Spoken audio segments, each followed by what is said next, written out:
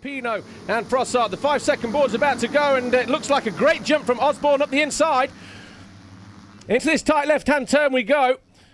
And it looks like Zach Osborne on the UTAG Yamaha. A few people getting squarely. Pile up at the back of the pack there.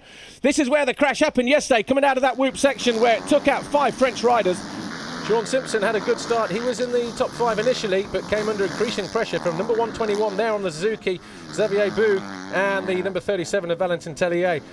Simpson riding with a shoulder injury, eventually dropping himself down the order to outside the top 10, about 15th or 16th position. Then Stephen Frossard, who was up there also challenging the front runners, had this moment when he went over the top of one of the berms and through the barriers, and that cost him dearly. And he will add that disappointment to the DNF in race 1 from Bulgaria, where he looked set to pick up 22 points for second position. However, this man it was who claimed 22 points, Kunsid Fonsana on the SRS Honda. He had his best ride of his campaign so far.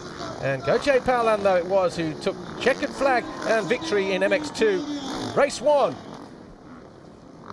Fonsana hung on for second, and Simpson was third. Zach Osborne closest your screen alongside him, number 21, Gauthier Paulin. They two of them come out side by side, and you can see the Yamaha of 335. Oh, and looked like Paulin got stood up going into turn 1 and comes off worse as Osborne, number 338. Oh, he's almost off the side of the bike. That's exactly what happened with Sean Simpson yesterday. He stayed up in the qualifying heat, but 5 French riders went down, including Muscan, Aubin, and Xavier Boug. And, well, no one came off that time around. So, fortunately, that's a sideways moment there from Zach Osborne, and he went into turn 2.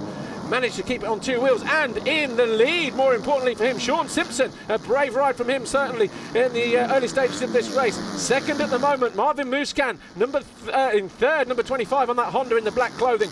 Fourth behind him looks like Manuel Moni, number 13. UTAG Yamaha out in front at the moment, on board with Davide Guarneri on the Monster Energy Ritchie Racing Yamaha, and you can see just ahead of him is Marcus Schiffer, number 27. It was Osborne from Sean Simpson. And Stephen Sword also had a good start as well on the UK Red Bull KTM.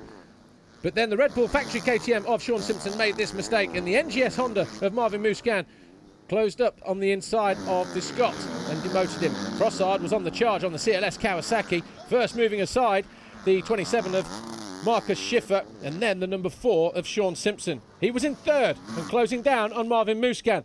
Muscan, meanwhile, he was closing back down on the leader, number 338, Zach Osborne, and it looked like it was all over, but there was more to come.